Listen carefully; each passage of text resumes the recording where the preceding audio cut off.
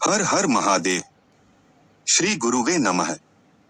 संपूर्ण ब्रह्मांड में एक मूल परम तत्व है जिसे लोगों ने परब्रह्म के नाम से पुकारा है, परमेश्वर के नाम से संबोधित किया है। भारतीय तत्वदर्शियों के अनुसार सृष्टि के आदिकाल से वह मूल परम तत्व घनीभूत होकर दो भागों में विभक्त हो गया।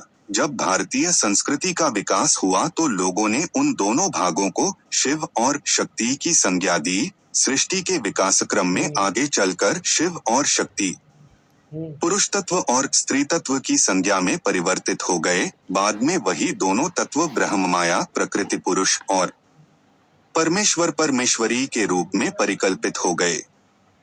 इन्हीं दोनों तत्वों से ब्रह्मांड में दो प्रकार की विद्युत चुंबकीय तरंगें उत्पन्न होती हैं, जिन्हें आज के वैज्ञानिक इलेक्ट्रॉन और प्रोटॉन कहते हैं। इन दोनों तरंगों के बीच एक और तरंग है जिसे न्यूट्रॉन की संज्ञा दी गई है। न्यूट्रॉन विद्युत विहीन होते हुए भी चुंबकीय ऊर्जा से युक्त तरंग है। इन्हीं तीनों तरंगों से परमाणुओं की रचना होती है।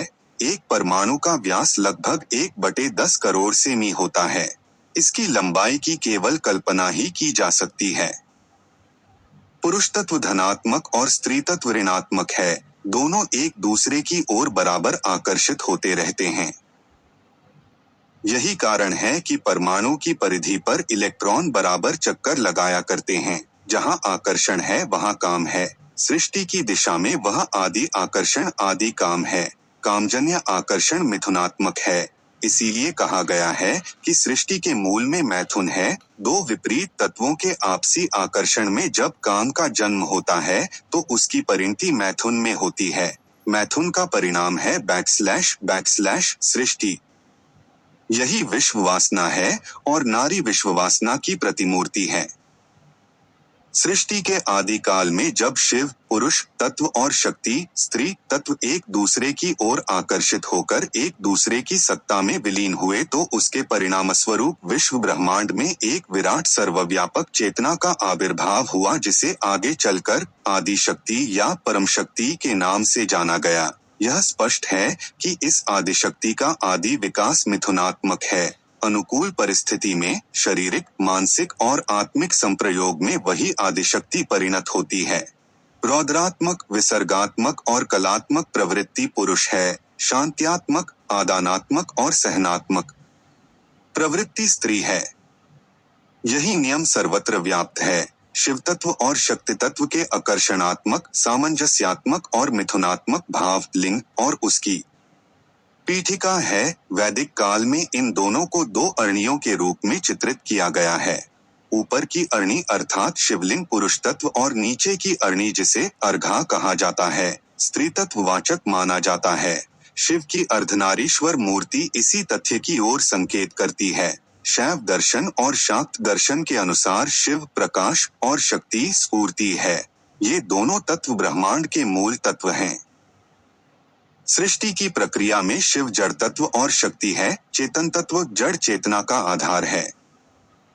जड़ पदार्थ दिखलाई पड़ता है, लेकिन उसके माध्यम से प्रकट होने वाली चेतना शक्ति दिखलाई नहीं पड़ती। उसको तो सिर्फ अनुभव ही किया जा सकता है। कोई भी शक्ति बिना किसी माध्यम के कभी प्रकट नहीं हो सकती और जिस माध्यम से वह प्रकट होती है उसे गतिमान और चलायमान कर देती है। शक्ति का यह सबसे बड़ा गुण है। जड़ आधार है तो चेतना आधेय है। जड़ आसन है और चेतना आसीन या आरूढ़ है। शिव पर आरूढ़ काली की छवि इसी रहस्य को प्रकट करती है। हमारा शरीर भी तो जड़ है, आधार है। जब तक उसे आधार बनाकर चेतना उपस्थित रहती है तब तक शरीर चैतन्य और क्रियाशील रहता है, जिसे हम जीवन कहते हैं। लेकिन शरीर से चेतना का संबंध टूटते ही जीवन की कड़ी हमेशा के लिए टूट जाती है। फिर शरीर शिव से शव होते देर नहीं लगती। प्राणियों के चरम विकास में शिव तत्व शुक्र बिंदु के रूप में, जिसे श्वेत बिंदु कहते हैं, मनुष्य के सहस्रार चक्र में अवस्थित है। इसी प्रकार शक्ति तत्व राजो बिंदु के रूप में, जिसे रक्त बिंदु या स्फूर्ति पुकारा जाता है, स्त्री देह के भीतर मूलाधार में कुंडलिनी शक्ति के रूप में विराजमान है। मगर पुरुष शरीर की सबसे बड़ी विशेषता यह है कि उसके मूलाधार चक्र में कुंडलिनी शक्ति के रूप में शिव और शक्ति दोनों तत्व विज्ञान की भाषा में एक्स और वाई जीवाणु समान मिश्रित अर्धनारीश्वर रूप में अवस्थित हैं। यही महामाया है, परमा शक्ति है, आदि शक्ति है। शरीर के भीतर शक्ति केंद्र के रूप में 7 चक्र होते हैं। चक्रों में अंतिम चक्र सहस्रार है। इसी चक्र के मूल केंद्र में शिव तत्व रूप शुक्र बिंदु की स्थिति है।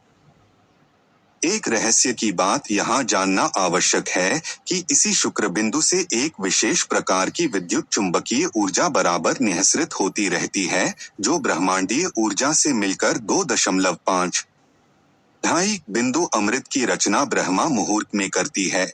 यह अमृत जीवनी शक्ति है। पहली बूंद मुंह में गिरती है, जिससे मुंह में लार बनती है। मृत्यु के 24 घंटे पूर्व यह अमृत बूंद गिरनी बंद हो जाती है, जिससे मुंह सूखने लगता है और जीभ लड़खड़ाने लगती है। स्पष्ट शब्द मुंह से निकलना बंद हो जाते हैं।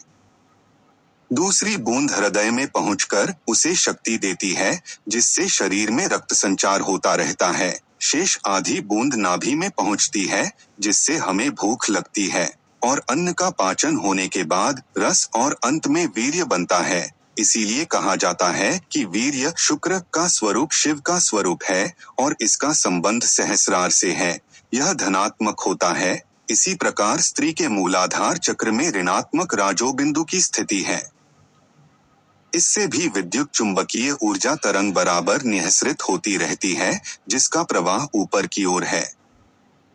यह ऊर्जा भी ब्रह्मांडीय ऊर्जा से मिलकर 3.5 बिंदु अमृत का निर्माण करती है, जिसमें 2.5 बिंदु अमृत का उपयोग उसी प्रकार होता है जिस प्रकार पुरुष में, मगर शेष 1 बिंदु एक ऐसे रहस्यमय गंध तत्व का निर्माण करता है जो स्त्री के किशोरावस्था में प्रवेश करते ही उसके देह से प्रस्फुटित होने लगती है। उस अनिर्वचनीय गंध तत्व को तंत्र की भाषा में पुष्पली गंध कहा जाता है। इसी पुष्पली गंध के प्रभाव से पुरुष स्त्रियों की ओर अज्ञात रूप से आकर्षित होता रहता है।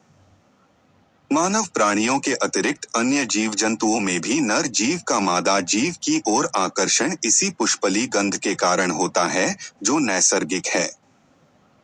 शुक्र बिंदु और रजो बिंदु में प्रोटॉन और इलेक्ट्रॉन की संभावना समझनी चाहिए। दोनों की ऊर्जाएं बराबर एक दूसरे के प्रति आकर्षित होती रहती हैं और जब उनका आकर्षण एक विशेष सीमा पर जाकर घनीभूत होता है, तो उस स्थिति में वहां न्यूट्रॉन की संभावना पैदा हो जाती है। फलस्वरूप दोनों प्रकार की ऊर्जाएं और उनमें निहित दोनों प्रकार की विद्युत चुंबकीय तरंगे एक दूसरे से मिलकर एक ऐसे विलक्षण अणु का निर्माण करती हैं, जिसे हम आणविक शरीर या एटॉमिक बॉडी कहते हैं। इस एटॉमिक बॉडी में हमारा संपूर्ण व्यक्तित्व, संपूर्ण जीवन की घटनाएं और संपूर्ण जीवन का इतिहास छिपा होता है। यह अणु शरीर है, जिसके निर्माण की आधारशिला पहले ही दिन गर्भ में रख जाती है। उसी गर्भ के पूर्ण विकसित हो जाने पर जन्म के 24 घंटे पूर्व गर्भ के संस्कारों के अनुरूप आत्मा प्रवेश करती है। अगर यह वीडियो आपको अच्छी लगी तो कृपया चैनल को सब्सक्राइब करें, वह लाइक व शेयर करें। वीडियो देखने के लिए धन्यवाद।